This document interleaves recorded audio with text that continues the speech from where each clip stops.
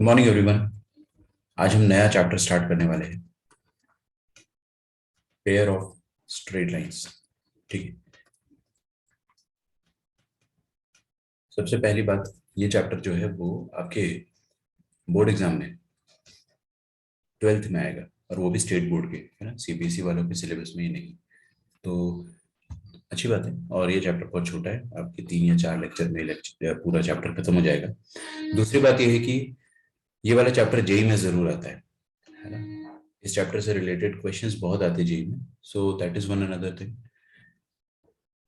कि आपको JEE point of view से इसको अच्छे से पढ़ना पड़ेगा। ठीक है, चलिए तो स्टार्ट करते हैं without wasting time. Pair of straight lines. देखो, पेयर ऑफ स्ट्रेट लाइन नाम सुन के ही क्या समझ में आ रहा है मेरे को? नाम सुन के ही क्या समझ में आ रहा है? पेयर। पेयर मतलब क्या होता है? जोड़ी, दो लोगों की जोड़ी, है ना। तो टू इन वन पेयर मतलब क्या होता है? जोड़ी ना, टू इन वन टाइप से कुछ, दो लोग एक साथ आ गए।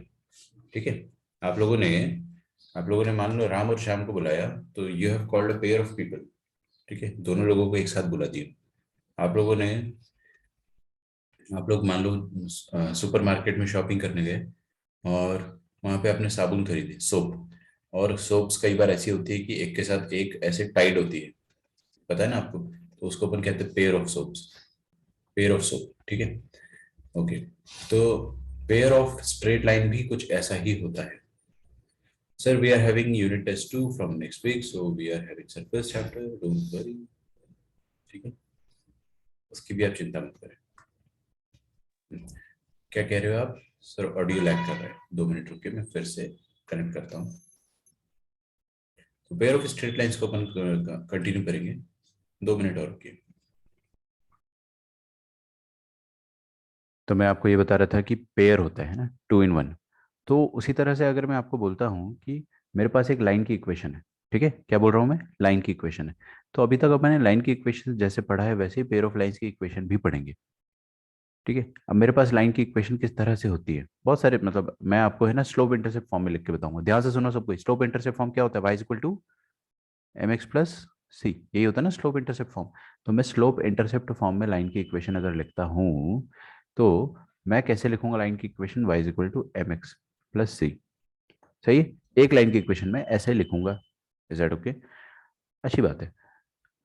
अगर ये वाली मतलब मान लो कि ये लाइन की इक्वेशन में लिख रहा हूँ, मैं आपके लिए आपके सामने है ना आसान डिस्कशन करना चाह रहा हूँ। ये वाली जो इक्वेशन है, इसमें वाई इंटरसेप्ट कितना है? सी, और स्लोप कितना? एम। मैं वो वाली लाइन लिखना चाह रहा हूँ जिसका वाई इंटरसेप्ट जीरो, मतलब ओरिजिन से पास करने वाली लाइन। तो आपके सामने अगर मैं लिखता हूँ एक लाइन जो कि ओरिजिन से पास करती है y equal to m one x. ठीक है, और एक और लाइन लिखते हैं अपन जो ओरिजिन से पास कर रही है y equal to some other m two x. तो ये लाइन एक अलग लाइन है जो ओरिजिन से पास कर रही है, ये लाइन एक अलग लाइन है जो कि ओरिजिन से पास कर रही है। So they are two different different lines. They are two different different lines. ठीक है, लेकिन अगर मैं इन दोनों लाइंस को पैक कर दूं, इन दोनों लाइंस को मैं पैक कर दूं और एक single single pack of two बना दूं। पैक ऑफ टू समझते हो आप? पैक ऑफ टू वही होता है जो आप शॉपिंग करते हो ना, आप साबुन खरीदते हो तो एक साथ दो साबुन को बांध के नहीं दे देता है कि लीजिए भाई two in one soap like this, और सेव 20 रुपीज बोल देता है, बाई टू एट रुपीज। तो इसमें क्या है कि एक ही पैकेट के अंदर दो दो सोप इनने डाल रखी है ना, soap number one and soap number two. तो इसको कहते हैं अपन पैक ऑफ टू। अगर आप इस पैक को खोलोगे तो आपको क्या मिलेगा? आपको मिलेगा एक साबुन और एक और साबुन अलग अलग। ठीक है, तो ये गेट टू डिफरेंट सोप्स, लेकिन उसको एक ही पैक में डाल रखा है। तो अपन वही चीज करने वाले हैं कि ये दोनों स्ट्रेट लाइंस जो है, और मैं अभी ना स्ट्रेट लाइन आसान ले रहा हूँ, इजी स्ट्रेट लाइन ले रहा हूँ। I am taking easy straight line, क्योंकि ये जो इजी स्ट्रेट लाइन ले रहा हूँ मैं जो ओरिजिन से पास करती है, जो ओरिजिन से पास नहीं करती है उसको अपन आज से 2 दिन बाद पढ़ेंगे। तो 2 दिन तक अपना डिस्कशन उन्हीं लाइंस के बेसिस पे होगा जो ओरिजिन से पास करती है। तो आपको समझ में आ रहा है? मैं पहली बात तो वो लाइंस डिस्कस करूंगा जो ओरिजिन से पास करती है ताकि हमको आसानी से समझ में आए। फिर दूसरी बात, हम उनका पैक डिस्कस करने वाले, पैक ऑफ टू। ऐसे आप लोग बोलोगे कि पैक ऑफ थ्री भी हो सकता है क्या, कि 3 लाइन ले लूं मैं और उनको एक पैक में डाल दूं, क्योंकि साबुन 3 एक पैक में डाली जा सकती है, तो उसी तरह से लाइन भी डाली जा सकती है। वो हमारे सिलेबस में है नहीं, थैंकफुली। ठीक है, बट वो भी मैं आपको कहीं ना कहीं से पढ़ा दूंगा। तो आज हम जो चीज़ पढ़ने वाले वो चीज़ आपको क्लियर है कि 2 लाइन्स है अपने पास, उन दोनों लाइन्स को पैक करके अपन ने एक बॉक्स में डाल दिया है और वो पैक ऑफ टू बना दिया है। क्यों ऐसा करा अपन ने? यार देखो ये साबुन वाले ऐसा क्यों करते हैं, ताकि उनका टाइम सेव हो, उनका काम सेव हो और उनका प्रॉफिट हो, उनका फायदा हो। ठीक है, तो हम भी ये दोनों लाइंस को एक ही पैक में पैक करेंगे ताकि हमारा फायदा हो। हमको बार बार दो अलग अलग लाइंस लिखना ना पड़े, हम उन दोनों की कंबाइंड इक्वेशन, उन दोनों की हम कंबाइंड इक्वेशन लिख पाए। ठीक है, तो इसको हम समझते हैं कि ऐसा हम कैसे कर पाएंगे। ठीक है, आपको थोड़ा थोड़ा समझ में आएगा, आप कहानी समझते चलते जाइए। नाउ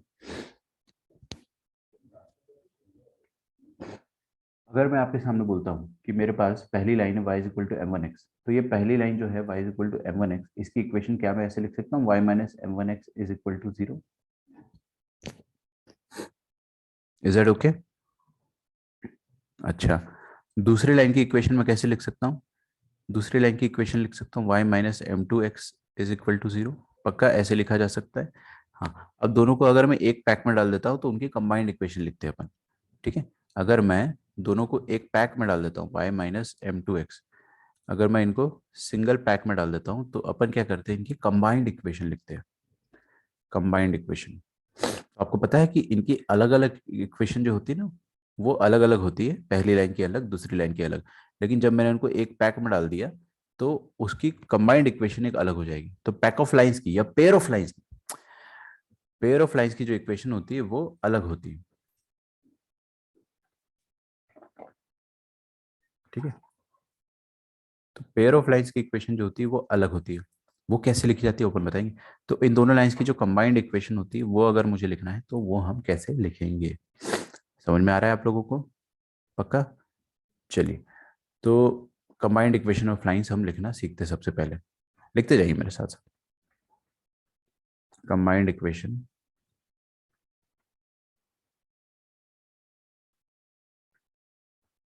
ऑफ टू, टू के साथ और मोर भी लिख दीजिए, क्योंकि अपन ज्यादा लाइंस की भी इक्वेशन लिख सकते हैं। बट अभी अपने सिलेबस में दो ही है, तो अपन सीखेंगे दो लाइंस की कंबाइंड इक्वेशन कैसे लिखी जाए। ठीक है, बहुत आसान है। कोई गैस कर सकता है कि दो लाइंस की कंबाइंड इक्वेशन कैसे लिखी जाएगी? Sir L1 plus lambda L2। नहीं नहीं नहीं, वो तो क्या होता है ना कि that is family of lines. वो तो आप ऐसा कर रहे हो कि दोनों लाइंस से, दोनों लाइंस के थ्रू पास करने वाली इनफाइनाइट लाइंस जो भी होगी, उन इनफाइनाइट लाइंस की इक्वेशन एक साथ हम लोग लिख पा रहे हैं। बट हमको अभी इन इनफाइनाइट लाइंस की इक्वेशन नहीं लिखनी, हमको ये लाइन L1 और ये लाइन L2 की इक्वेशन एक साथ कंबाइन करके लिखनी है। ठीक है, सर तो ऐड करेंगे। ठीक है, गुड गेस, बट ऐड नहीं करते, दोनों को हम मल्टीप्लाई कर देते। सिंपली हम दोनों को मल्टीप्लाई कर देते।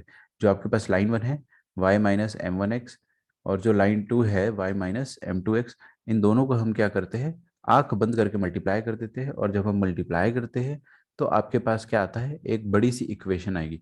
वो जो बड़ी सी इक्वेशन आएगी ना, उसको हम कहते हैं कंबाइंड इक्वेशन। तो मैंने आपको जो चीज़ सिखाया उसको एक बार में खोपड़ी में बिठा लो, जीवन में कभी भी डाउट नहीं आना चाहिए। दोनों लाइंस को, दो लाइंस को अगर कंबाइन करना है तो क्या करो, दोनों को मल्टीप्लाई कर दो। ठीक है, क्योंकि आप देखो, सुनो मेरी बात ध्यान से सुनना है ना, कभी भी आप दो चीज को मल्टीप्लाई कर रहे हो तो आप उसको डीमल्टीप्लाई भी कर सकते हो। एक्चुअली अगर आप इन दोनों को मल्टीप्लाई करके, जैसे कि मैं आपको सिंपल से एग्जांपल दूं, अगर आप 4 इंटू 2 को 8 लिख रहे हो, ठीक है, तो इस 8 को आप दोबारा 4 इंटू 2 लिख सकते हो। ठीक है, आपको मेरी बात समझ में आ रही है? अगर आप x-1 इंटू x-2 को मल्टीप्लाई करोगे तो x² - 3x + 2 आएगा। लेकिन ये जो x² - 3x + 2 है, इसको आप वापस से प्रोडक्ट ऑफ टू फैक्टर्स लिख सकते हो। ऐसा नहीं है कि एक बार आपने मल्टीप्लाई कर दिया तो ये इरिवर्सिबल प्रोसेस है कि अब दोबारा आप ये नहीं बता सकते हो कि वो क्या रहे होंगे स्टार्टिंग के दो फैक्टर्स। आप दोबारा इसको फैक्टराइज करके फिर से बता सकते हो, है ना? तो इसलिए अपन मल्टीप्लिकेशन प्रेफर करते हैं, इसलिए हम लोग multiplication sorry sorry, just a minute, okay.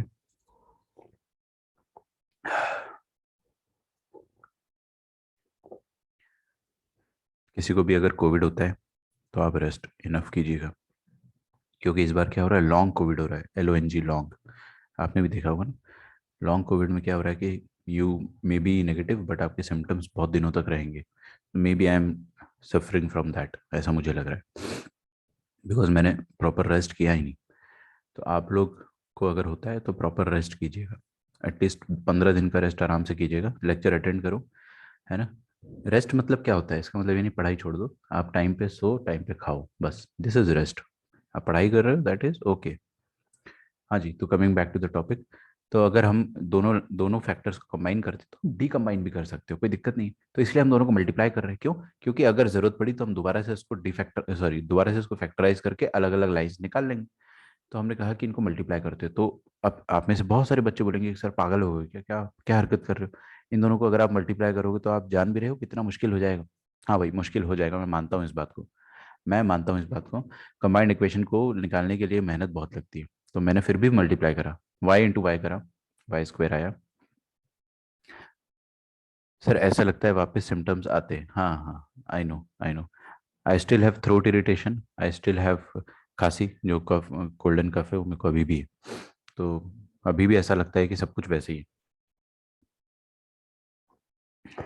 Headache eight times होते रहता है, तो लॉन्ग सिम्टम्स जो है उनसे आप बच के रहिएगा। वो ठीक हो जाते हैं बट लंबा समय लेता है।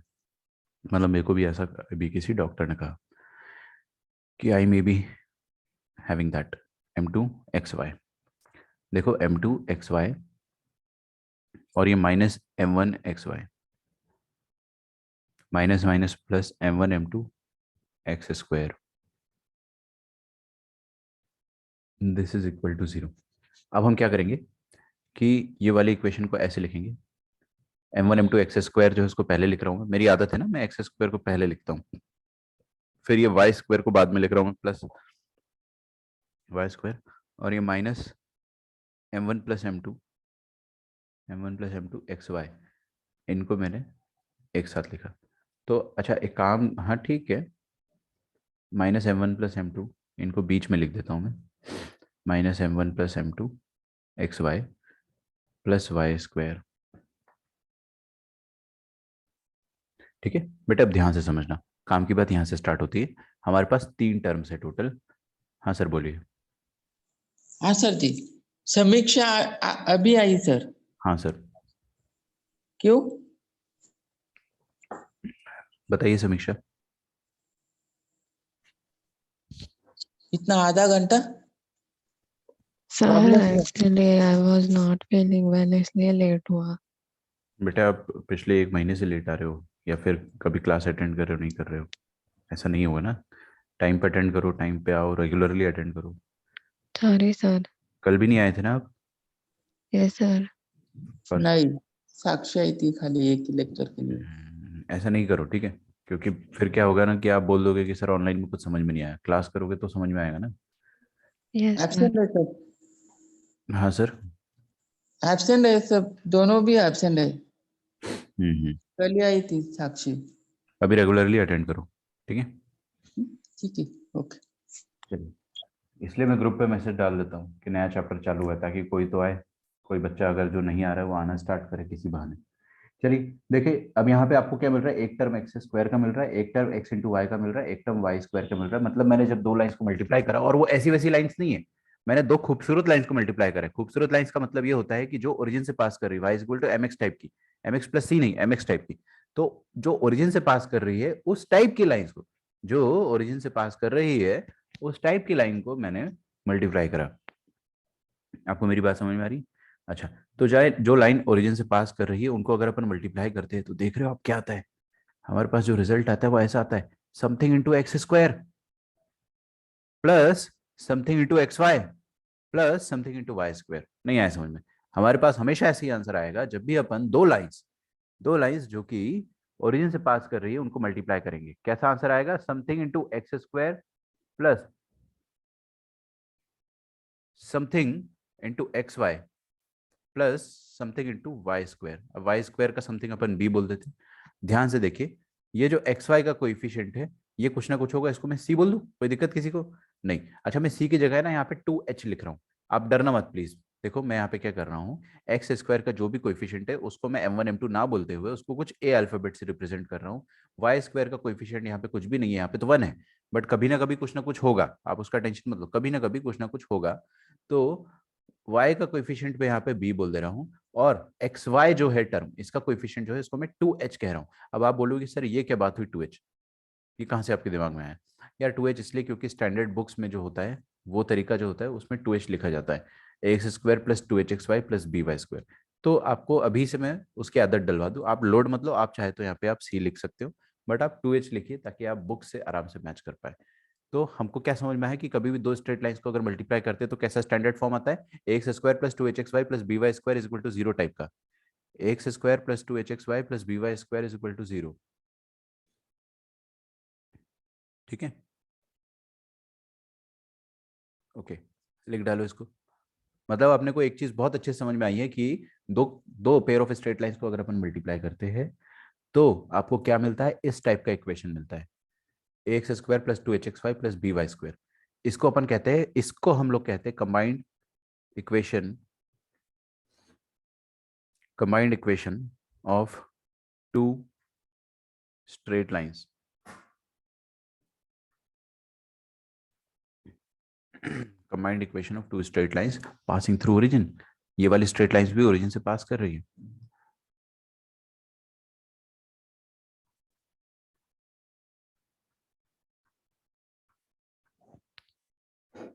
ठीक है, देखो एक बार देखो, हर कोई सामने देखो।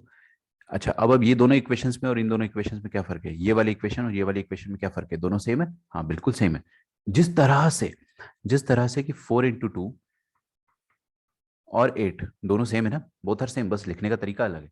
इसको आपने मल्टीप्लाई कर दिया तो 8 बन गया, उसी तरह से दिस इंटू दिस यही बनता है, तो दोनों चीजें सेम है। तो आपको क्या समझ में आ रहा है कि combined equation of two lines जो होती है that is a pair of soap, that is a pair of straight line. इसके अंदर ना दो स्ट्रेट लाइन छुपी हुई है, जैसे कि ये वाला जो सोप का बॉक्स है ना, पैक ऑफ टू वाला जो बॉक्स है उसमें क्या है, इसके अंदर से क्या निकलेगा, दो अलग अलग सोप निकलेगी। ठीक है, उसी तरह से this is nothing but pack of two, इसके अंदर से दो अलग अलग स्ट्रेट लाइन निकलेगी। पहली स्ट्रेट लाइन कौन सी होगी, y is equal to m1x, और दूसरी लाइन होगी y is equal to m2x। ठीक है, तो दो स्ट्रेट लाइंस मिलने वाली है इसके अंदर से। आपको क्या, आपको ये चीज समझ में आ रहा है, फंडा समझ में आया? अच्छा, ऐसा हम क्यों करते हैं अपन बाद में देखेंगे, लेकिन क्या कर रहे हैं और कैसे कर रहे हैं अपन अभी सीख रहे हैं। कभी भी आपको पेयर ऑफ स्ट्रेट लाइन लिखनी है तो आप क्या करेंगे, दोनों को आंख बंद करके मल्टीप्लाई कर दो। क्या बोला मैंने, दोनों लाइंस को, लाइन नंबर 1 लाइन नंबर 2 को आंख बंद करके मल्टीप्लाई कर दो, आपको इस तरह की, इस टाइप की, इस फॉर्मेट की लाइन मिल जाएगी, x square plus 2hxy plus by square. ठीक है, yes please right it down.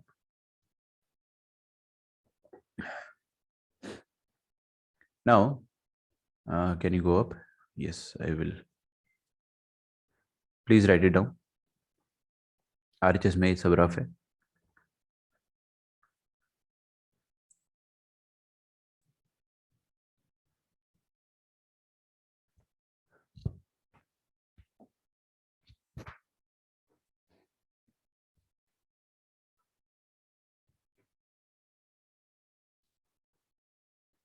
आगे बढ़ते, अब देखो मैं आपको एक क्वेश्चन देता हूं,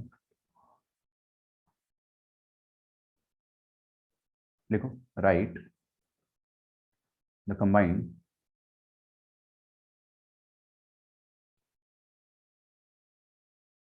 equation of the lines 3x is equal to 4y and 2x is equal to 3y. That's it. ठीक है, अच्छा Saket, are you present?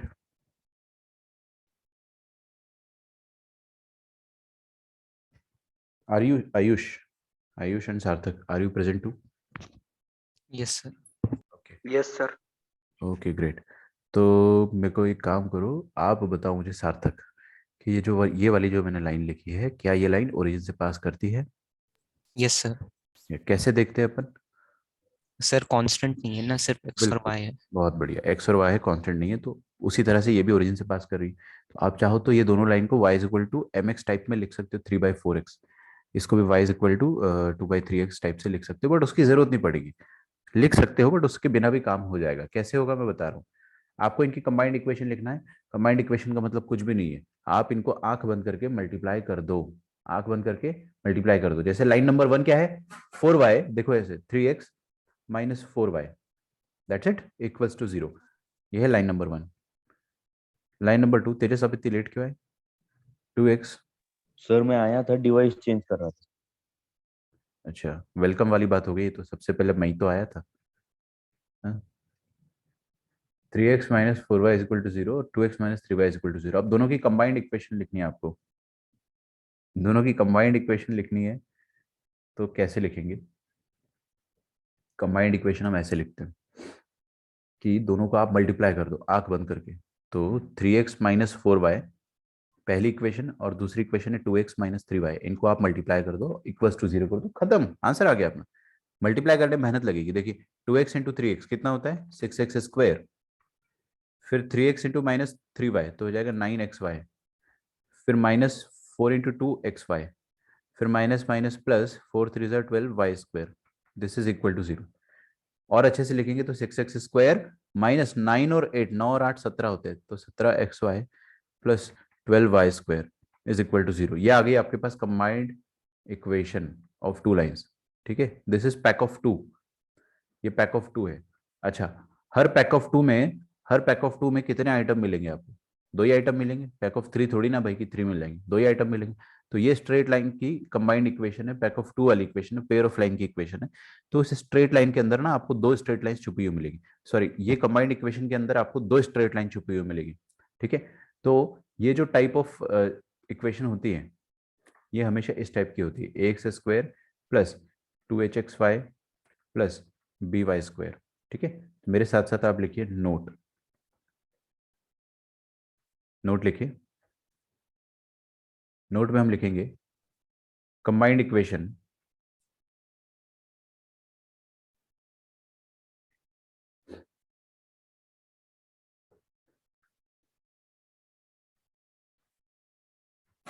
Therefore लगा लो, है ना, थोड़ा अच्छा दिखता है। Combined equation of pair of straight lines, मैंने ऊपर भी लिखवाया है क्या चीज? हाँ, कि pair of straight lines passing through origin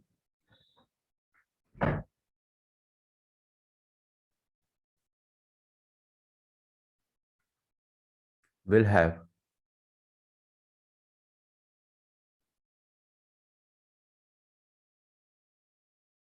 या ऐसा लिखो, will be of the type, will be of the type x square plus 2hxy plus by square. आप में से बहुत सारे लोगों को डाउट आएगा कि सर मैंने xy का कोएफिशिएंट को 2h क्यों बोला है, कोई और अल्फाबेट ABCDEFGH क्यों नहीं बोल दिया? ऐसे ही है ना, ऐसे ही कूल लग रहा था, ऐसा समझ लो, है ना। 2h कूल लग रहा है तो लिख दिए। उसका आप देख लेना, बुक्स में नॉर्मली 2h यूज होता है, इसलिए मैंने अभी से आपको आदत बना दी। अब है ना, ये जो इक्वेशन है इसके बारे में अपन थोड़ा सा और स्टडी करते हैं। X square plus 2hxy plus by square के बारे में थोड़ा सा और स्टडी करते हैं। तो सार्थक कम अगेन। ठीक है, एक बार और बताइए मुझे कि ये वाली जो इक्वेशन लिखी मैंने आपके सामने, इसमें अपन टर्म बाय टर्म चलते हैं। पहली वाली टर्म जो है इसमें a कांस्टेंट का काम कर रहा है, x वेरिएबल का काम कर रहा है। तो आप मुझे बता सकते हो कि x की हाईएस्ट पावर यहाँ पर क्या है, या इस पर्टिकुलर टर्म की, टर्म नंबर 1 की डिग्री क्या है? डिग्री मतलब हाईएस्ट पावर। हाईएस्ट डिग्री 2 रहेगी। फर्स्ट टर्म की, और सेकंड टर्म की 1 रहेगी। ध्यान से देखो, x यहाँ पे x और y दो दो टर्म है, तो x की पावर क्या है 1 और y की पावर क्या है 1। आपको बचपन में सिखाया गया होगा कि ऐसे में डिग्री निकालते हैं तो दोनों वेरिएबल की डिग्री आप ऐड कर देते हो, मतलब x की पावर और y की पावर आप ऐड करते हो, तो इस पूरे टर्म की डिग्री कितनी आ जाएगी? 2 आ जाएगी। उसी तरह से थर्ड वाले टर्म की डिग्री कितनी आ जाएगी? यहाँ पे 2। सिर्फ है तो 2 आ जाएगी। गुड, तो आपको इतना समझ में आया कि हर टर्म की डिग्री कितनी आ रही है?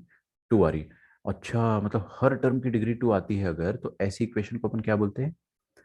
An equation with same degree, an equation with same degree of all the terms, है ना, ऐसा अपन कह सकते हैं। लेकिन ना इसका और अच्छा कूल नाम बताता हूं मैं आपको, इसको हम कहते हैं होमोजीनियस इक्वेशन। लिखिए, होमोजीनियस इक्वेशन ऑफ डिग्री 2। तो होमोजीनियस इक्वेशन क्यों बोला मैंने इसको? इसमें क्या छुपा है होमोजीनियस में? होमोजीनियस में होमो छुपा है, होमो का मतलब होता है सेम, होमो का मतलब होता है सेम, मतलब हर टर्म की डिग्री सेम है, और हर टर्म की डिग्री 2 है। साफ साफ मैंने होमोजीनियस इक्वेशन ऑफ डिग्री 2 लिखा है, मतलब हर टर्म की डिग्री क्या रही होगी? 2 रही होगी। मतलब आज के बाद अगर आपको homogeneous equation in x y में अगर आपको होमोजीनियस इक्वेशन मिलती है डिग्री 2 की, तो आप क्या समझ जाएंगे it is a pair of straight line, it is a combined equation of two straight line. अगर आपको डिग्री 2 की इक्वेशन मिलती है मतलब आप समझ जाएंगे दो स्ट्रेट लाइन की इक्वेशंस है ये। समझ में आ रहा है क्या? अच्छा लिखिए यहाँ पे, since highest power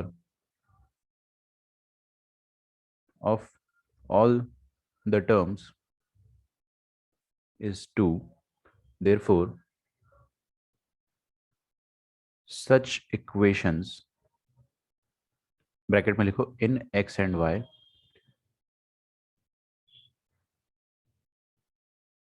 are called homogeneous equation of degree 2। और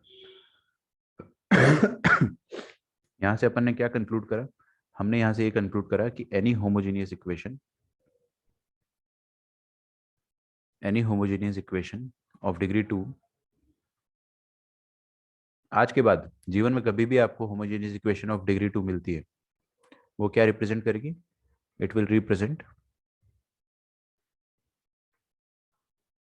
पेयर ऑफ स्ट्रेट लाइंस, ठीक है, पासिंग थ्रू ओरिजिन।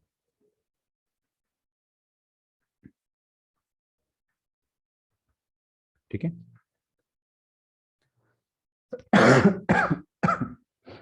लिखिए इसको प्लीज।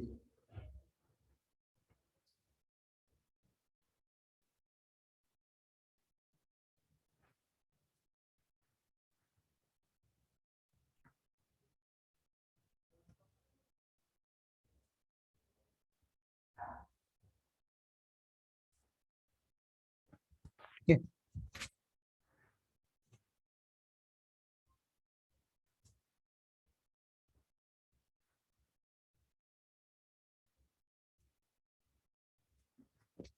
अच्छा एक बात बताइए कि अगर मैं आपको बोलता हूं homogeneous equation of degree 2, degree 2 की होमोजेनियस इक्वेशन है तो उसके अंदर कितनी लाइन छुपी हुई है? दो स्ट्रेट लाइन, और दोनों स्ट्रेट लाइन कहां से पास कर रही है? ओरिजिन से।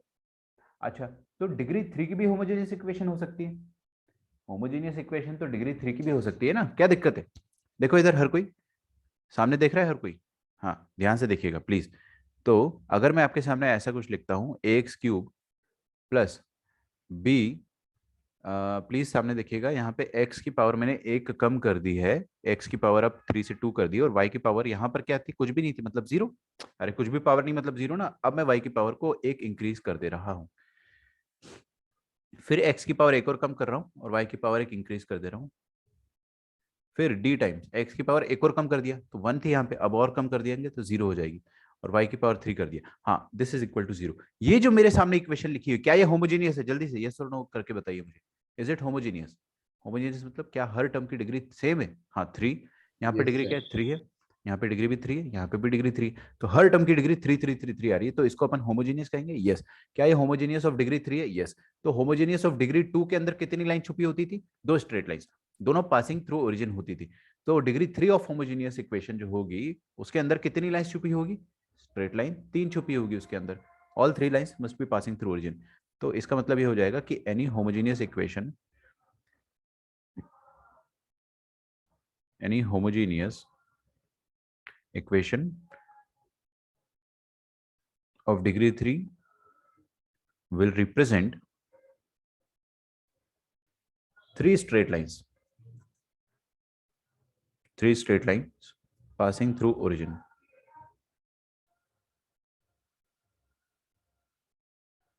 ठीक है, अब यहाँ पे आप है ना एक अच्छी चीज लिख लो, this is not in our syllabus, ये हमारे सिलेबस में नहीं है। ठीक है,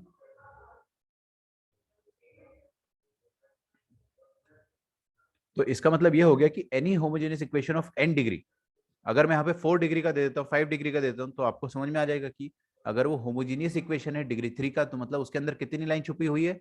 3 स्ट्रेट लाइन। इस बक्से को, इस बॉक्स को अगर आप खोलोगे कितनी साबुन निकलेगी? 3 साबुन। इस बक्से को खोलोगे कितनी सोप निकलेगी? 3 सोप, 2 सोप निकलेगी। लेकिन अगर मैं आपको nth डिग्री होमोजीनियस इक्वेशन दे देता हूँ तो उसके बारे में देखते हैं अपन। Any homogeneous equation of degree n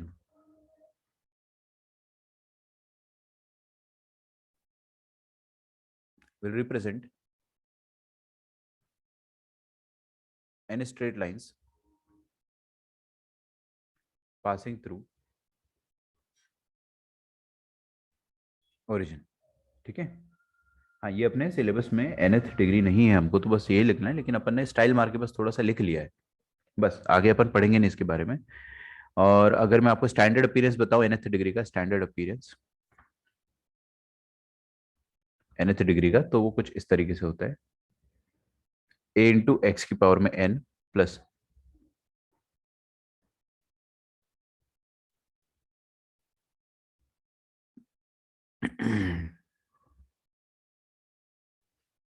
यार मैं है ना कोएफिशिएंट कैसे लिखूं, ए एन लिख देता हूं, ठीक है, एन इंटू एक्स की power N, A N minus one. डरना मत, अरे देखो यार, सुनो मेरी बात, सुनो इधर देखो। और कोई हो क्या रहा है ना कि मेरे पास अल्फाबेट्स की कमी है, मेरे पास सिर्फ 26 अल्फाबेट है, तो मैं सारे 26 अल्फाबेट यहाँ पे नहीं लगा सकता, इसलिए मैंने एन लिख दिया पहला अल्फाबेट, दूसरा अल्फाबेट एन माइनस वन लिख दिया, ताकि मैं उसको खींच सकूं। एक्स की पावर में एन माइनस वन, वाई की पावर में एन, देख रहे हो दोनों का जो सम ऑफ पावर्स है वो तो 3 हो रहा है, जैसे यहाँ पे सम ऑफ पावर कितना हो रहा था, 2 + 1 3, 1 + 2 3, उसी तरह से। और A N minus two, x की पावर में एन माइनस टू, वाई की पावर में यहाँ बनाएगा ना, सॉरी, वाई की पावर में 2, उसी तरह से ये लास्ट तक चला जाएगा, और ये लास्ट तक कहाँ तक जाएगा, ए जीरो इंटू वाई की पावर में एन, ठीक है। आपको ये देखकर थोड़ा सा डर जरूर लगेगा कि ये क्या लिख दिया सर ने, बट ये अपने को पढ़ना नहीं है, बस मैंने आपको लिखवा दिया ताकि आपके नोट्स में लिखा रहे। ये nth डिग्री की होमोजीनियस इक्वेशन है, क्योंकि इसमें हर टर्म का पावर अगर आप देखोगे तो वो n आ रहा है, एक्स की पावर में n, यहाँ पर भी पावर n आ रहा है, यहाँ पर भी पावर n आ रहा है, यहाँ पर भी पावर n आ रहा है, तो हर टर्म का पावर n आ रहा है, इसलिए nth डिग्री की होमोजीनियस इक्वेशन। इसके अंदर कितनी स्ट्रेट लाइन छुपी हुई होगी, n स्ट्रेट लाइन। अगर इसकी डिग्री 10 है तो इसके अंदर 10 स्ट्रेट लाइन छुपी होगी, इसकी डिग्री अगर 15 है तो 15 स्ट्रेट लाइन छुपी होगी, एंड सो ऑन, ठीक है। अच्छा, अब हम काम की बात करते हैं। हर कोई लिख चुका होगा, और अगर आप लिख चुके हो तो अब आगे देखिए, बिल्कुल लिखना छोड़ दे और सिर्फ आगे देखिए। आगे अगर आप देखोगे तो हमने ये चीज सीख ली है कि homogeneous of equation of degree 2 हमें पढ़ना है ना, होमोजीनियस इक्वेशन ऑफ डिग्री 2 ये हमें पढ़ना है, ठीक है। तो होमोजीनियस ऑफ डिग्री 2 ये हमारी इक्वेशन, ये हमारे सिलेबस में है, ये आपके बोर्ड एग्जाम में अगले साल आएगी, और जेई में तो ये आएगी ही आएगी। और this is the best time to study this chapter, क्योंकि स्ट्रेट लाइन के बाद ये समझ में आ जाता है, और छोटा सा चैप्टर है। खैर, आपको देखिए, मैं अगर ये बोलता हूँ कि 4x minus 3y equal to 0 और 2x minus 5y equal to 0, इसकी इन दोनों की कंबाइंड इक्वेशन लिखो, तो दोनों की कंबाइंड इक्वेशन कैसे लिखोगे आप, दोनों को मल्टीप्लाई कर दोगे, दोनों को मल्टीप्लाई कर दोगे। लेकिन लेकिन अगर मैं आपको उल्टा कर दूं, जब आप इनको मल्टीप्लाई कर दोगे तो आपके पास कुछ ऐसा इक्वेशन आएगा, x square plus 2hxy plus by square equal to 0, ये वाली आपके पास इक्वेशन आएगी, pair of straight line homogeneous equation. तो आप यहां से यहां तक आराम से जा सकते हैं दोनों को मल्टीप्लाई करके। सबको समझ में आ रहा है, दोनों इक्वेशन को कंबाइन करना बहुत आसान है, आप गधों की तरह मल्टीप्लाई कर दो, आपके पास आ जाएगा आंसर। लेकिन अगर मैं आपको बोलता हूं कि ये मैंने आपको नहीं दिया, मैंने आपको डायरेक्टली ये दिया, मैंने आपको डायरेक्टली पेयर ऑफ इक्वेशन दे दी, पेयर ऑफ लाइंस की इक्वेशन दे दी, कंबाइंड इक्वेशन की इक्वेशन दे दी, पैक ऑफ 2 सोप्स दे दिया, और मैंने बोला कि अब बताओ इसके अंदर जो 2 स्ट्रेट लाइंस छुपी है, पहली बात तो इसके अंदर 2 स्ट्रेट लाइंस है, इतना हमको कंफर्म पता है, बिकॉज पावर जो है हर टर्म की 2 2 है, तो इसके अंदर होमोजीनियस इक्वेशन तो है ही, और इसके अंदर 2 स्ट्रेट लाइंस छुपी हुई है। उन दोनों स्ट्रेट लाइंस को पता करके बताओ, अगर मैंने आपको ये बोला तो वो चीज कैसे करेंगे वो हम देखते हैं। मैंने आपको क्या बताया, 2 लाइंस पता है अपने को, मल्टीप्लाई करके आप उनकी कंबाइंड इक्वेशन निकाल लो। But what if we don't know these 2 lines, and हमको सिर्फ ये दिया गया है, और हमको बोला गया है कि अब इनके अंदर छुपी हुई 2 लाइंस आप निकाल के बताइए, तो क्या आप निकाल कर बता देंगे? यस, बता देंगे, कैसे निकालेंगे वो मैं आपको बता दूंगा, ठीक है। चलिए, तो अगर हमारे पास ax square plus 2hxy plus by square is equal to 0 है, तो इसके अंदर 2 स्ट्रेट लाइंस होगी, ठीक है। इसके अंदर 2 हिडन स्ट्रेट लाइंस होगी, 2 हिडन स्ट्रेट लाइंस, और आपको वो 2 हिडन स्ट्रेट लाइंस जो होगी वो पासिंग थ्रू ओरिजिन ही होगी, ये लिखने की जरूरत नहीं है अभी। Passing through origin. अच्छा, एक और तरीका है पता करने का कि ओरिजिन के थ्रू पास कर रहा है कि नहीं। आप ये जो कंबाइंड इक्वेशन है ना, कंबाइंड इक्वेशन, इसमें 0 0 डालकर देखो। इस कंबाइंड इक्वेशन में 0 0 डालकर देखोगे तो यहाँ पे x की जगह 0, y की जगह 0 और y की जगह 0, सबको 0 हो गया ना, मतलब ओरिजिन को सेटिस्फाई कर रहा है। मतलब ये पूरी इक्वेशन ओरिजिन को सेटिस्फाई कर रही है। तो इसके अंदर जो दो स्ट्रेट लाइंस होगी वो भी ओरिजिन को सेटिस्फाई कर रही होगी। तो ऐसे भी आप सोच सकते हो। खैर, अगर मेरे को पता करना है कि इसके अंदर दो स्ट्रेट लाइंस है वो कैसे निकालूं, तो उसका तरीका बता रहा हूं मैं। ठीक है, two hidden straight line to find both hidden straight lines, आप क्या करें, तरीका बता रहा हूं। डिवाइड करें इस पूरी इक्वेशन को आप डिवाइड करें एक्स स्क्वायर के साथ, डिवाइड बाय एक्स स्क्वायर।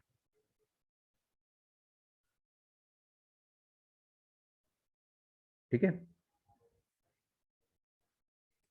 दोनों को एक्स स्क्वायर से डिवाइड करें। बस ये जो मैंने गोल्डन अक्षर लिख दिए ना आपके सामने, this is everything, this is everything.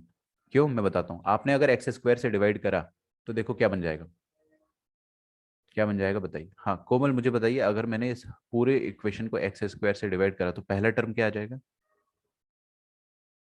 a plus 2h upon 2hy upon x plus by square upon x square. B y square upon x square को मैंने ऐसे लिख दिया। ठीक है, वाई बाई एक्स का होल स्क्वायर। गुड। अच्छा, आप इसको, थोड़ा लाउड स्पीकर की आवाज आएगी, इग्नोर मारिए। ठीक है, अच्छा, हम लोग क्या करेंगे कि एक्स स्क्वायर से जब डिवाइड करेंगे तो हमको ऐसी इक्वेशन मिलेगी। और इस इक्वेशन में आप देखो Y by x bar bar repeat हो रहा है। ये वाई बाय एक्स जो है ये बार बार रिपीट हो रहा है। ये वाई बाय एक्स जो रिपीट हो रहा है ना, इसको अपन थोड़ी देर के लिए मंकी बोल देते, मसाला बोल देते। तो लेट अस से, ठीक है, वाई बाय एक्स को हम लोग एम बोल देते। नहीं नहीं, ये जीपी थोड़ी है, कैसी बात कर रहे हो। वाई बाय एक्स को अगर मैंने मंकी बोला तो क्या बन जाएगा अपने पास, ये a plus 2h into monkey plus b into monkey square equals to 0। क्या ये क्वाड्रेटिक इन एम है? Is it quadratic in monkey? बिल्कुल, this is quadratic in monkey, it is quadratic in m. M में quadratic है ना, ये ध्यान से देखो। ठीक है, अच्छा, ये जो एम में क्वाड्रेटिक है इसको मैं ढंग से लिख देता हूँ, b m square plus 2h m plus a is equal to 0। ये जो क्वाड्रेटिक, इसके दो रूट्स होंगे। अच्छा, x में अगर क्वाड्रेटिक होती है, अगर मान लो x square minus 5x plus 6 is equal to 0 बोलता हूं, तो इसके दो रूट्स आप निकाल के बता सकते हो बिल्कुल, 2 एंड 3। और वो 2 और 3 क्या आएंगे, x1 is equal to 2, sorry x is equal to 2 और x इज इक्वल टू 3। सही बात है ना? अरे इसके तो रूट्स मेरे को याद है इसलिए मैंने जल्दी जल्दी लिख दिया। ठीक है, आप कैलकुलेट करने में टाइम वेस्ट मत करो। उसी तरह से इस वाली इक्वेशन के भी दो रूट्स होंगे। पहला रूट होगा m1 और दूसरा रूट होगा m2। मानते हो इस बात को हर कोई? अच्छा अच्छा, यहां पर अगर आप ये रूट्स आपको पता है तो फैक्टर्स भी लिख सकते हो। पहला फैक्टर क्या हो जाएगा, अगर पहला रूट 2 है तो पहला फैक्टर x-2 हो जाएगा, और दूसरा रूट अगर 3 है तो दूसरा फैक्टर x-3 हो जाएगा। Is that okay? अच्छा, उसी तरह से यहां पर अगर पहला रूट m1 है तो पहला फैक्टर क्या हो जाएगा, m-m1। अरे भाई x मत लिखना यहाँ पे, x-m1 नहीं है, m में ही क्वाड्रेटिक है। ठीक है, और दूसरा रूट अगर m2 है तो दूसरा फैक्टर क्या हो जाएगा, m-m2 इक्वल्स टू 0 हो जाएगा। आ रही है क्या मेरी बात समझ में? अच्छा, यहाँ पर अपन ने m किसको माना था, m हमने y बाय एक्स को माना था। तो अपन अब वापस से इसको रिप्लेस कर देते हैं, y बाय एक्स, m की जगह y बाय एक्स, तो y by x minus m1, और दूसरी जगह क्या करेंगे, y by x minus m2। ठीक है, इक्वल्स टू 0। ठीक है, अब राम इंटू श्याम 0 है तो आइदर राम विल बी 0 और श्याम विल बी 0, मतलब either y by x minus m1 will be equal to 0 और y by x minus m2 equals to 0 आएगा। यहां से आपको क्या मिल रहा है, y is equal to m1x check कर लो। अरे यार देखो ना, ये m1 इस तरफ जाएगा, m1 इस तरफ जाएगा तो m1x आ जाएगा, और यहाँ पे भी अगर आप चेक करोगे तो y is equal to m2x आएगा। आ रही है क्या बात समझ में? ठीक है ना? अच्छा, तो मिल गई मेरे को दोनों स्ट्रेट लाइंस। अरे सच में खत्म हो गया, जो दोनों स्ट्रेट लाइंस मेरे को निकालना था वो मेरे को मिल गई, y is equal to m1x और y is equal to m2x। यही तो दोनों स्ट्रेट लाइंस थी जो मेरे को निकालना चाहिए था। ठीक है,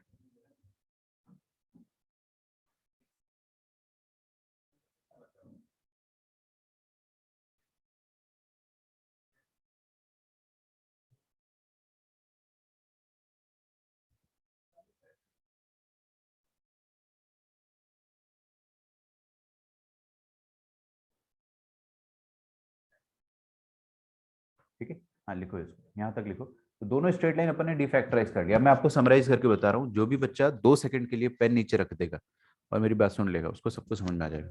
क्या करो आप, कभी भी आपको होमोजेनियस इक्वेशन मिले तो हमेशा एक्स स्क्वायर से डिवाइड करो।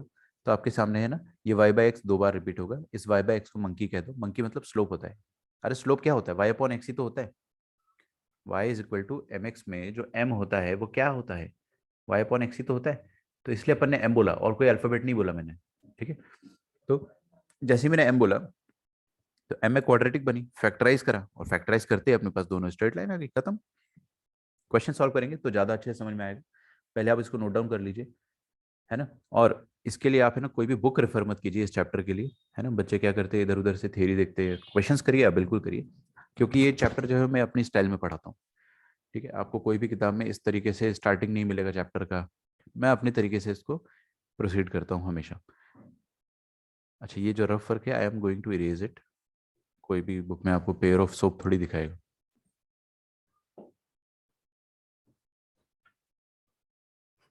तो will do one question.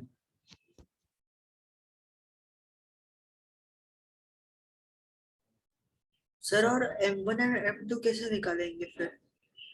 Quadratic मतलब इक्वेशन यहाँ सॉल्व करते आपने, हैं आपको। हाँ अच्छा, हाँ क्वाड्रेटिक, हाँ बराबर, ओके बस ओके। खत्म, अभी करके बता रहा हूँ ना मैं, इसलिए तो मैं क्वेश्चन करके बता रहा हूँ। आप थोड़ा सा बस थांबा करिए, सब आपको समझ में आएगा। देखिए, find the lines represented by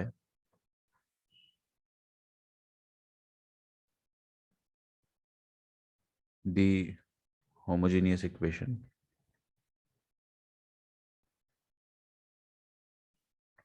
to x square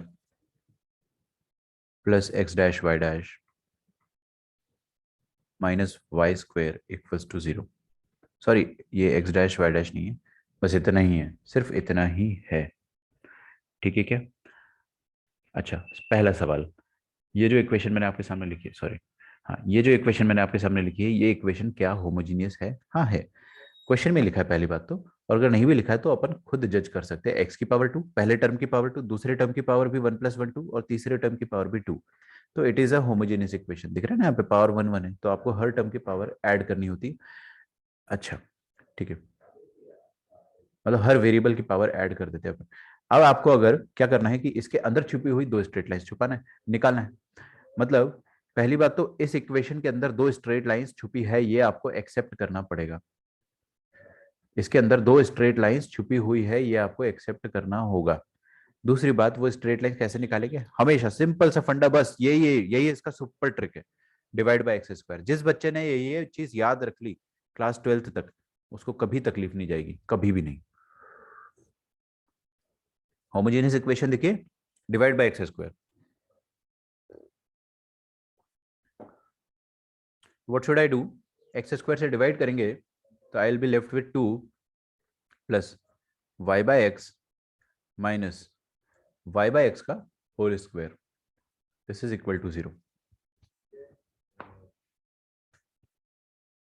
ठीक है। अच्छा, और अब y बाय एक्स को मैं मंकी बोल देता हूँ। y बाय एक्स को जैसे ही मैंने मंकी बोला तो क्या हो जाएगा, 2 plus monkey minus monkey square. अभी विनायक का सवाल था कि सर मंकी कैसे निकालेंगे? अरे क्वाड्रेटिक इक्वेशन है, इसलिए मैंने उस समय आपको मंकी समझाया नहीं था कैसे निकालेंगे। तो अच्छा देखो, ये वाली क्वाड्रेटिक इक्वेशन को फैक्टराइज करने के लिए मैंने इसको माइनस से मल्टीप्लाई करा, तो m square minus m minus 2, ताकि ये थोड़ी सी सुंदर दिखने लग जाए। Now this is looking beautiful, क्योंकि डिग्री 2 वाला टर्म पहले है। अब इसको फैक्टराइज कर लेते हैं अपन। बताइए कैसे फैक्टराइज करोगे इसको, एनीवन? सर वो ZA की 2 है, क्या? वो ZA की 2 है क्योंकि आपने पहले Z लिखा था। नहीं नहीं, 2x स्क्वायर है। मैंने पहले भी 2 ही लिखा था, बाद में भी 2 ही है, बोला भी 2 ही है। मैंने z बोला है कि कभी नहीं, 2 है, ठीक है। हाँ, फैक्टर्स बताओ मेरे को क्या आएंगे इसके। M-1 M-2, m-1 m-2 गलत है। सॉरी m+, M+1 M-2, हाँ। हाँ ये सही होना चाहिए। ठीक है, तो यहाँ से विनायक मिल गई ना अपने को m की वैल्यू। एक m की वैल्यू -1 और एक m की वैल्यू है +2। अच्छा, m क्या होता है बताइए मुझे? y by x. तो y बाय एक्स की वैल्यू है -1, और m होता क्या है? y by x. तो y बाय एक्स की वैल्यू 2 भी है। क्यों y बाय एक्स की दो वैल्यू क्यों आ रही है? क्योंकि बेटा इसके अंदर 2 लाइन छुपी हुई, तो 2 आना ही था। पहली लाइन क्या आ गई y is equal to -x और दूसरी लाइन क्या आ गई y is equal to 2x। तो these are the two lines which were hidden inside that line. तो वो जो साबुन का बॉक्स था, पैक ऑफ 2 वाला बॉक्स, उसको अपन ने खोला ना, तो अपने को दो अलग अलग सोप मिली, ये वाली और ये वाली। ठीक है, y is equal to -x और y इज इक्वल टू 2। तो टाइम सेव करने के लिए कई बार दो लाइंस अलग अलग ना बताते हुए क्वेश्चन देने वाला आपको एक लाइन की, दोनों लाइन की कंबाइंड इक्वेशन दे देगा। अब वो आपकी जिम्मेदारी है कि आप दोनों लाइंस को पहले निकालो। ठीक है, solve it.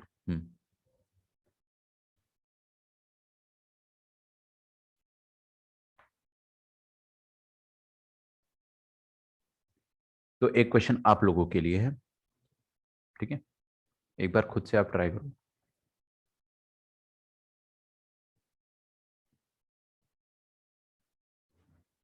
Find the lines 6x square -2y square plus xy equals to 0। ठीक है, ये फाइंड करें, फिर अपन आगे बढ़ेंगे। Do it yourself.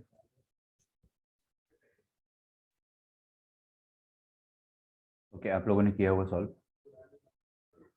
तो करना क्या होता है, सबसे पहले होमोजेनियस इक्वेशन है, यस, तो क्या करें, सिंपल बस डिवाइड बाय एक्स स्क्वायर करें और आपका काम खत्म। बस इसके बाद मजदूरी 6 - 2y बाय एक्स का whole square plus y by x.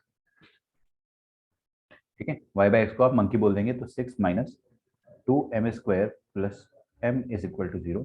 इसमें अब इसको सुंदर बनाने के लिए मैंने ऐसा लिखा 2m स्क्वायर माइनस m, हर जगह माइनस, एक नेगेटिव साइन चेंज कर दिया मैंने, हर जगह माइनस से मल्टीप्लाई कर दिया।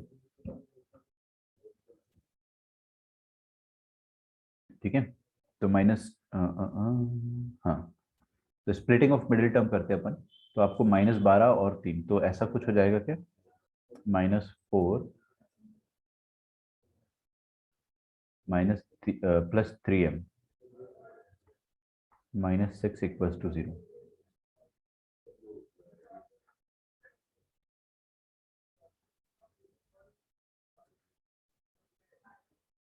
ठीक है, तो यहाँ से 2m आ जाएगा, m-2 प्लस 3 कॉमन ले लेंगे तो m-2 again, this is equal to 0, m-2 into 2m plus 3 is equal to 0। ठीक है, तो आपके पास m के दो वैल्यूज आ रहे हैं, m का वैल्यू 2 एंड 2, m का वैल्यू -3/2। ठीक है, तो m का वैल्यू आ गया, तो y बाय एक्स का वैल्यू आ गया, यहाँ से भी y बाय एक्स का वैल्यू आ गया, तो y is equal to 2x आ रहा है यहाँ से, और यहाँ से आ रहा है 2y is equal to -3x। तो these are the two equations of lines. ठीक है, लिख लिया आप लोगों ने, आगे बढ़ते। More about slopes. ठीक है, मतलब देयर सम इन प्रोडक्ट। अब अपन आगे पढ़ने जा रहे हैं।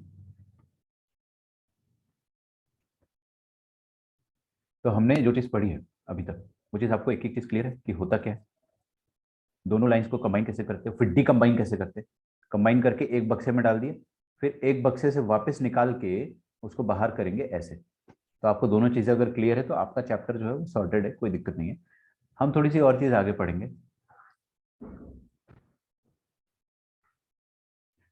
जैसे कि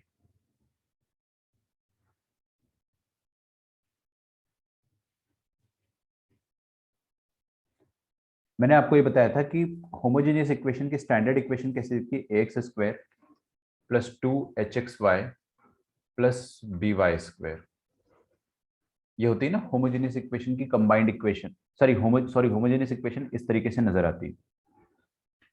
ठीक है, अच्छा, और इसमें अपन ने क्या बताया था, डिवाइड बाय वाई स्क्वायर करोगे तो ये कुछ ऐसा बन जाता है, a plus 2h into y by x plus b into y by x का whole square is equal to 0। फिर y बाई एक्स को अपन m रख देते तो bm square plus 2h into m plus a equals to 0 बन जाता है। ये आ रहा है क्या समझ में। अब इसके दो रूट्स होते हैं, पहला रूट होता है m1 और दूसरा रूट होता है m2, यही प्रोसेस अपन समझ रहे थे ना। अच्छा, तो ये क्वाड्रेटिक है, ये क्वाड्रेटिक के रूट्स है, तो अगर रूट्स आ रहे तो रूट्स का कुछ ना कुछ सम होगा और कुछ ना कुछ प्रोडक्ट होगा। तो क्या आप मुझे बता सकते हो कि सम ऑफ द रूट्स क्या होगा? m1 प्लस m2, और वो यहाँ पर इस पर्टिकुलर क्वाड्रेटिक के लिए सम ऑफ द रूट्स क्या होता है? माइनस b बाई ए। तो यहाँ पर क्या हो जाएगा सम ऑफ द रूट, बताइए? -2h/b। Minus 2h by B, ये हो जाएगा सम ऑफ रूट्स। याद नहीं रखना है आपको, कभी भी याद नहीं रखना है आपको, ये अपने आप हर बार क्वाड्रेटिक लिखनी है। और सम ऑफ द रूट्स अगर आपसे पूछता है, सम ऑफ द स्लोप्स पूछता है, तो आप हमेशा हल की हल निकाले, उसी समय दिमाग लगाए। प्रोडक्ट ऑफ द रूट्स आता है तो आप पहले क्वाड्रेटिक लिखे दिमाग लगा के, फिर आराम से प्रोडक्ट ऑफ द रूट आप क्या लिख सकते हैं? a upon b. कुछ भी यहाँ से मेमोराइज नहीं करना है आपको, मैं आपको लिखवा जरूर दे रहा हूँ, लोग इसको याद करते, आप याद नहीं करोगे।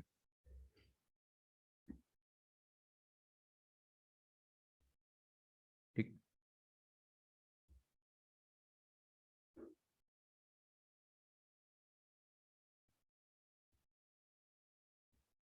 अच्छा, बहुत बढ़िया। तो इसका मतलब क्या हो गया कि ये दोनों स्ट्रेट लाइंस जिसके बारे में अपन बात कर रहे थे, अगर मैं उनकी ड्राइंग बनाऊं, अगर मैं उनकी ड्राइंग बनाता हूं, तो ये एक्स एक्सिस है, ये वाई एक्सिस है। क्या पहली स्ट्रेट लाइन और दूसरी स्ट्रेट लाइन जो है ओरिजिन से पास करेगी? Yes, they will pass through origin. तो मैंने क्या करा, पहली स्ट्रेट लाइन जो है वो ऐसी पास करा दी ओरिजिन से, इस तरीके से, this is passing through origin.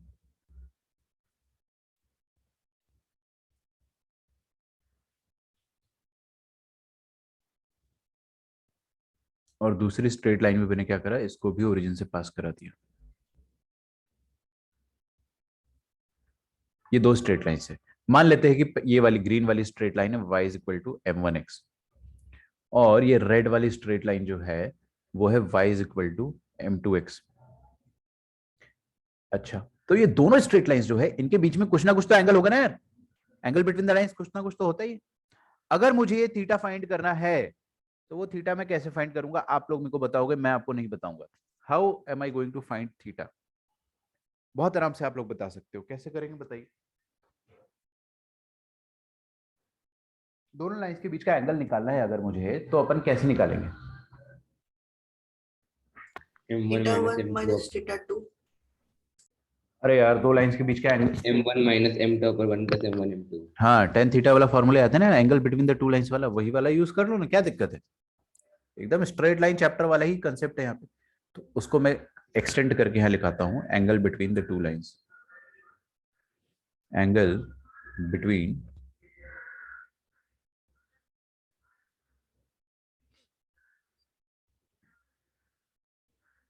The lines ax square plus 2hxy plus by square. ये दो लाइंस है ना, इनके बीच में एंगल निकालना है अपने को, तो वो कैसे निकालेंगे?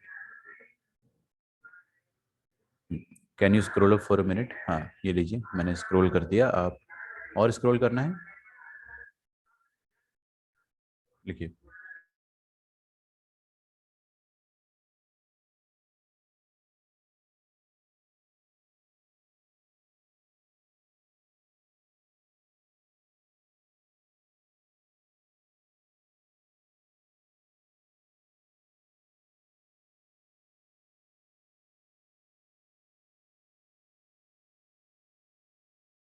ओके, अब आपको अगर एंगल बिटवीन द लाइंस निकालना है, तो ये वाला जो फोटो है उसको कायदे से नीचे बनाना चाहिए।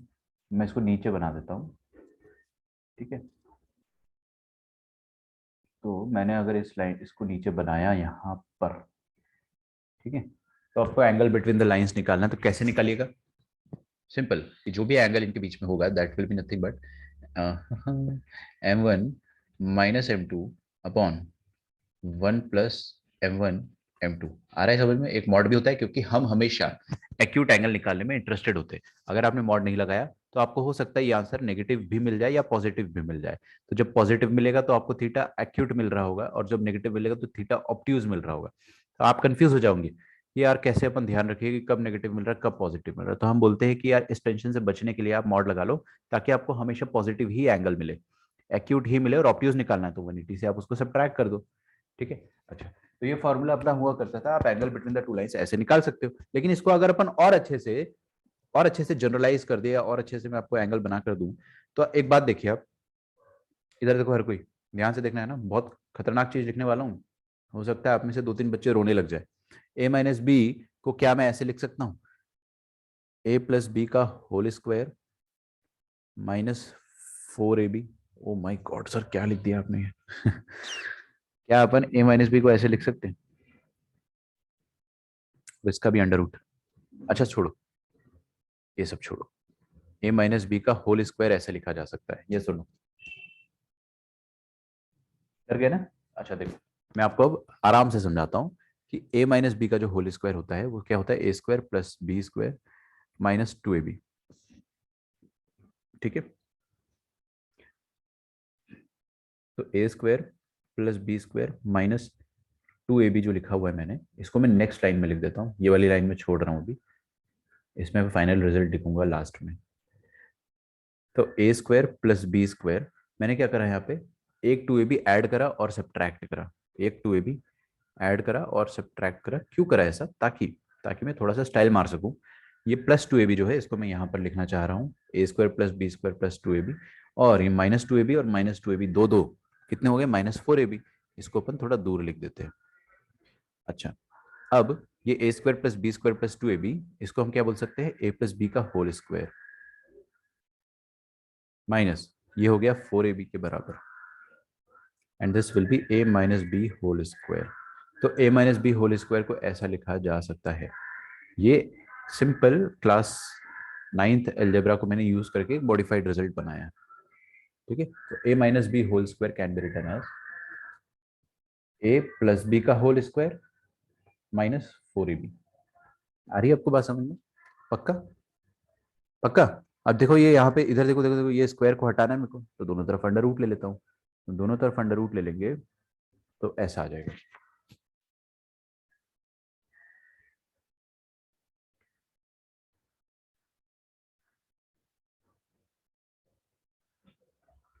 ठीक है, अच्छा, ये तो रफ वर्क है, दिस इज रफ अंडरस्टैंडिंग। अब मैं इसको यहां पर अप्लाई करने जा रहा हूं। देखो ये m1 माइनस m2 को क्या मैं ऐसे लिख सकता हूं, m1 प्लस m2 का होल स्क्वायर माइनस 4m1m2।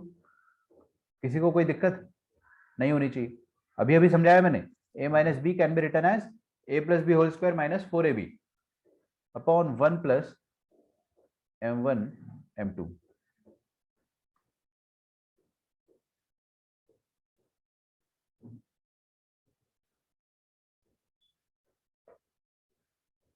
ठीक है, तो tan थीटा, अब देखो m1 प्लस m2 अपन निकालना चाह रहे हैं, तो m1 प्लस m2 कैसे निकालेंगे, आपको मैंने ऊपर ही निकाल के बताया था, m1 plus m2 that is minus of 2h by b, इसीलिए मैंने इसको m1 माइनस m2 को m1 प्लस m2 के फॉर्म में कन्वर्ट करा, तो माइनस 2h बाई बी, तो minus 2h by b minus 4 times m1 into m2, m1 into m2 कितना हो जाएगा, a अपॉन बी, तो ये हो जाएगा a अपॉन बी। यार आएगा समझ में आपको? पक्का, कसम से, कोई डर तो नहीं लग रहा किसी को? थोड़ा बहुत डर लग रहा होगा, ज्यादा नहीं, थोड़ा बहुत चलता है। अब देखो इधर m1 इंटू m2 जो है, इसको हम लोग क्या लिख सकते हैं, अगेन a अपॉन बी, तो 1 प्लस a अपॉन बी। ठीक है, थोड़ा खतरनाक दिख रहा है लेकिन आएगा आपको समझ में। ठीक है, अच्छा ऊपर अपन रूट लगाएंगे, क्यों, क्योंकि मेरे को अभी विनायक ने याद दिलाया मैं भूल गया था, यहाँ पर अपन a माइनस बी को रूट में लिखते ना, तो एक रूट भी तो रहेगा भाई। ठीक है ना, और मॉड कौन लगाएगा सर, मॉडुलस तो चल ही रहा था, तो मॉड भी लगा देता हूँ यार मैं।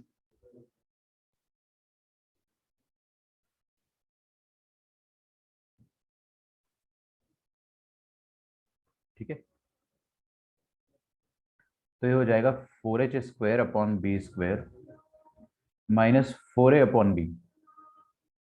अच्छा एक बात बताओ मेरे को, है ना, आराम से सोच कर बताना, ये अंडर रूट के अंदर है, मैं इधर एलसीएम लूंगा अगर, तो यहाँ पे बी स्क्वायर आएगा क्या, पक्का, और यहाँ पे ए भी आ जाएगा, दिख रहा है आपको? तो क्या मैं ये जो बी स्क्वायर है, बी स्क्वायर इसको कॉमन डिनोमिनेटर बना के लिख दूं? नहीं देखा आप लोगों ने, फिर से देखो, यहाँ पे ऐसा लिखा हुआ था पहले, इसको ऐसे लिखा मैंने, अब एलसीएम लूंगा तो यहाँ पे बी स्क्वायर और यहाँ पे ए भी आ जाएगा, सही है। अच्छा, ये नीचे बी स्क्वायर सेम है, तो मैं इसको कॉमन डिनोमिनेटर बना के लिख सकता हूँ ना। अच्छा नाइस, तो मैंने बी स्क्वायर ऐसे कॉमन डिनोमिनेटर बनाकर लिखा। उसी ही तरह same way I took LCM in the denominator as well. So this will become b plus a upon b. समझ में आ रहा है? हाँ, डरो मत, बिल्कुल मत डरो इस चीज से. इसको सिंप्लीफाई करके अपन लास्ट में जो फॉर्मूला बनाएंगे दैट विल बी इजी. ठीक है, तो ये आ गया आपके पास मॉडुलस में. Is that okay? हाँ, अब देखो ये बी स्क्वायर का अंडर रूट बाहर निकाल लेंगे अगर अपन. नहीं देख रहे हो आप लोग देख नहीं, देखो इधर, ये जो बी स्क्वायर है इसका अंडर रूट मैं पहले से बी लिख दूं ना. आप एक बात बताओ, मैं अगर आपके सामने 15/4 का अंडर रूट लिखता हूं तो क्या आप इसको ऐसे लिख सकते हो, अंडर रूट ऑफ 15/√4 लिख सकते हो ना? और ये नीचे under root of 4 can be written as under root of 2. तो उसी तरह से ये बी स्क्वायर का अंडर रूट को क्या अपन लिख सकते हैं, बी. अलग लिख दिया ना मैंने. Okay, now what I will do, मेरा फाइनल आंसर, ये बी और ये बी कटेगा जब भी अपन रेसिप्रोकल लेंगे, तो फाइनल आंसर जो मेरे पास आ रहा है वो क्या आ रहा है. यहां से देखो 4 और 4 कॉमन आएगा तो 4 बाहर निकलेगा अंडर रूट के, तो 2 बनकर निकलेगा. 2 into under root of h square minus a b, ठीक है, अपॉन ए प्लस बी का मॉड. ए प्लस बी का मॉड, ये आया क्या आपको समझ में?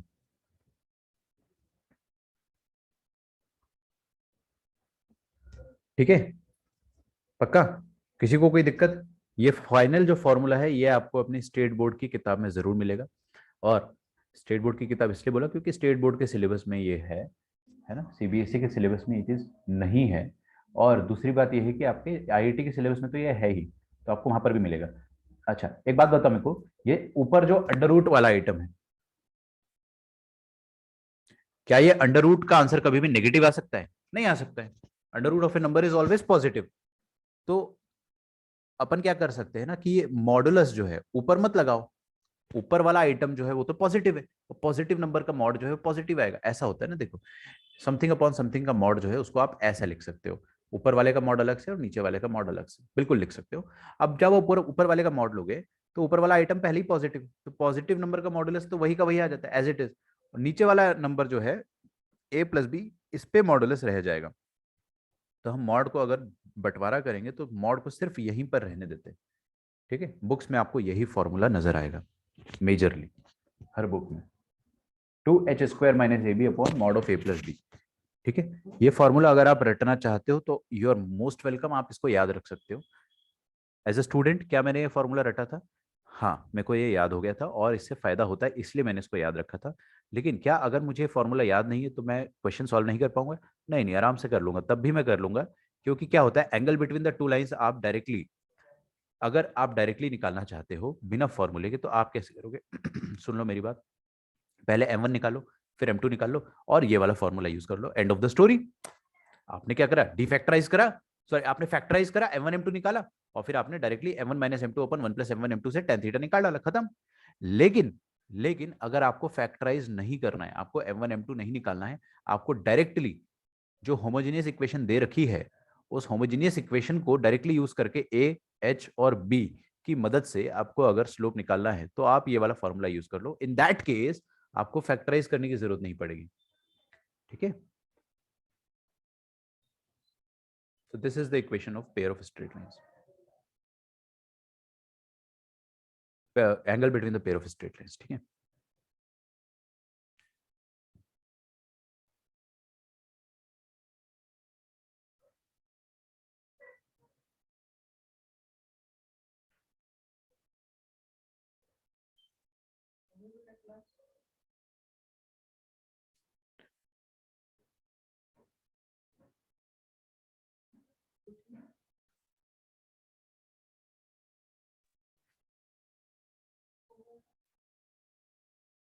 ओके, तो ये है angle between the two lines. अब इसमें मेरे को एक बात बताओ आप मुझे, नोट, पीयूष आप बताइए मुझे कि अगर h² माइनस ए बी इसका वैल्यू 0 हो गया, ऊपर न्यूमरेटर वाला आइटम 0 हो गया, तो tan थीटा कितना आएगा? Not defined. हाँ हाँ हाँ, ध्यान से देखो, न्यूमरेटर में 0 है तो आंसर 0 ही आएगा ना। 0 हाँ तो थीटा कितना आएगा? 90 अरे यार कैसी बात कर रहे हो, tan थीटा 0 है तो थीटा 0 रहा होगा ना। 0 डिग्री। हाँ नींद में तो नहीं हो, पक्का ना। सेकंड पॉइंट देखते हैं, चलो तुमसे ही पूछता हूँ मैं। थीटा 0, अच्छा अगर थीटा 0 हो गया तो इसका मतलब क्या हो गया? इसका मतलब क्या हो गया कि दोनों लाइंस के बीच में कोई एंगल है ही नहीं। मतलब क्या हो रहा है, मतलब ऐसा कुछ हो रहा है कि both the lines are coincident, क्योंकि दोनों ओरिजिन से पास कर रही, दोनों तो ओरिजिन से पास कर ही रही है, और दोनों अगर ओरिजिन से पास कर रही है तो दोनों के बीच में एंगल 0 है, तो इसका मतलब दोनों एक के ऊपर एक रही होगी, तभी तो एंगल 0 आ रहा है यार इनके बीच में। बोथ मस्ट बी कोइंसिडेंट, है ना। तो इसका मतलब it implies that theta is equal to 0, that is lines are coincident. ठीक है, हाँ जी लिखिए। आर्यन ऑडिबल? हाँ बेटा मेरे को ये बताओ कि अगर ये डिनोमिनेटर a प्लस बी जो है, a प्लस बी का मॉड या a प्लस बी, मान लो इसका डिनोमिनेटर का वैल्यू 0 हो जाता है, तो ये वाला आइटम क्या हो जाएगा RHS वाला? डिनोमिनेटर 0 हो गया, हाँ नॉट डिफाइंड। नॉट डिफाइंड, बहुत बढ़िया। तो tan थीटा नॉट डिफाइंड हो जाएगा, है ना। Then tan theta will be not defined. अच्छा tan थीटा कौन से थीटा पर नॉट डिफाइंड होता है? 90 90 डिग्री पे, बहुत ही बढ़िया, है ना। Theta is equal to 90 degree. तो थीटा 90 डिग्री आ गया, इसका मतलब क्या हो गया कि लाइंस जो है उनके बीच में एंगल क्या है 90 डिग्री, मतलब लाइंस आर परपेंडिकुलर। ठीक है, तो इसका मतलब हो गया लाइंस आर परपेंडिकुलर, मतलब दोनों लाइंस ओरिजिन से तो पास कर ही रही है और दोनों परपेंडिकुलर है। ठीक है, तो दोनों लाइंस ओरिजिन से पास कर रही है and both are perpendicular to each other. तो कुछ ऐसा सिनारियो हो जाएगा उस केस में कि लाइन नंबर 1 जो हो जाएगी वो ऐसे निकल जाएगी, है ना, मान लेते हैं, और लाइन नंबर 2 जो है वो इसके परपेंडिकुलर है, तो समथिंग लाइक दिस, और दोनों के बीच में एंगल जो है वो 90 डिग्री है, तो ये वाला एंगल जो होगा वो 90 डिग्री होगा।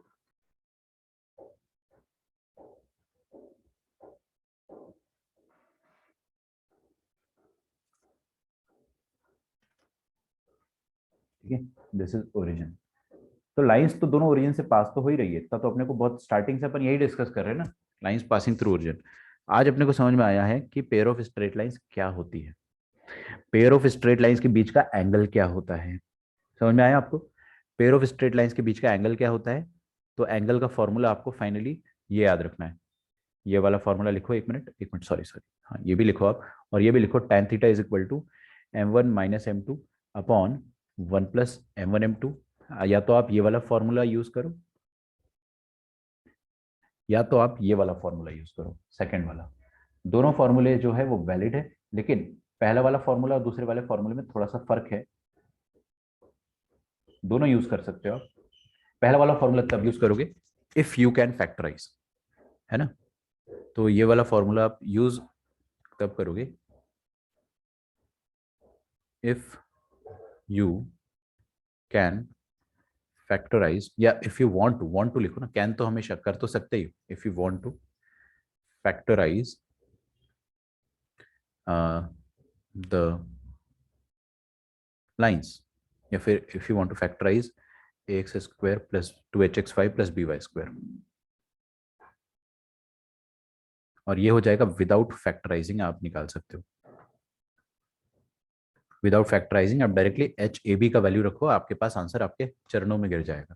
तो दोनों तरीके जो है वो सही है, डिपेंड करता है कि आपको क्वेश्चन कैसा दिया है और आपका मन कैसा है। आपका मन अगर सॉल्व करके फैक्टराइज करने का तो ऐसे करो, आप फॉर्मूला भूल गए तो हमेशा ऐसे कर ही सकते हो। फॉर्मूला याद है आपको अगर, तो 2h square minus a b का under root upon mod of a plus b, both ways are good. So this is all about pair of straight lines lecture 1। मेरे को आज इतना ही पढ़ाना था और मैंने जितना आपको पढ़ाना था वो सारा पढ़ा दिया है। अब 3 क्वेश्चंस और करेंगे अपन कल। आपको होमवर्क में इससे अभी कुछ भी नहीं दे रहा हूँ, आप DPP 8 कंप्लीट कर लीजिए, मॉड्यूल कंप्लीट कर लीजिए। जिसने मॉड्यूल कंप्लीट कर लिया है आप मॉड्यूल का पार्ट 2 लेवल 2 स्टार्ट कर दो, लेवल 2 ऑफ मॉड्यूल स्टार्ट कर दीजिए। डीपीपी 8 के सारे सॉल्यूशन मैंने 1 से लेकर 8 तक all the solutions are posted in the group. I will be soon discussing the DPP, ठीक है, तो वो भी आप कर लीजिए। और ये चैप्टर खत्म होते ही फिर अपन सर्कल चैप्टर स्टार्ट करने वाले, ठीक है। तो आई होप आपको आज के लेक्चर में सब कुछ समझ में आया होगा। किसी को अगर नोट्स चाहिए तो मैं नोट्स भी प्रोवाइड कर सकता हूँ, आपको मुझे मैसेज करना पड़ेगा, थोड़ा सा टाइम लगेगा बट आई विल प्रोवाइड, ठीक है। बट हाँ, क्या कह रहे हो, एक minute sir, level 1 can do after 110 नहीं, अभी रुक जाओ यशस्वी, पेयर ऑफ स्ट्रेट लाइन है ना 110 के आगे, वो अभी थोड़ा सा रुकना पड़ेगा बिकॉज उसमें थोड़े से हायर लेवल ऑफ क्वेश्चन, आज अपन ने बेसिक्स पढ़ा है, बहुत सारे क्वेश्चन बेसिक से हो जाते हैं, है ना, बट थोड़े और 1-2 लेक्चर देखेंगे तो आप वो चीज़ कर पाओगे। तो आप लेवल 2 में सारे स्ट्रेट लाइन के क्वेश्चन कर लो, लेवल 2 में अगर पेयर ऑफ स्ट्रेट लाइन के क्वेश्चन है उसको आप छोड़ दीजिए। मिलता हूँ मैं आपको नेक्स्ट क्लास में। Bye everyone, thanks a lot.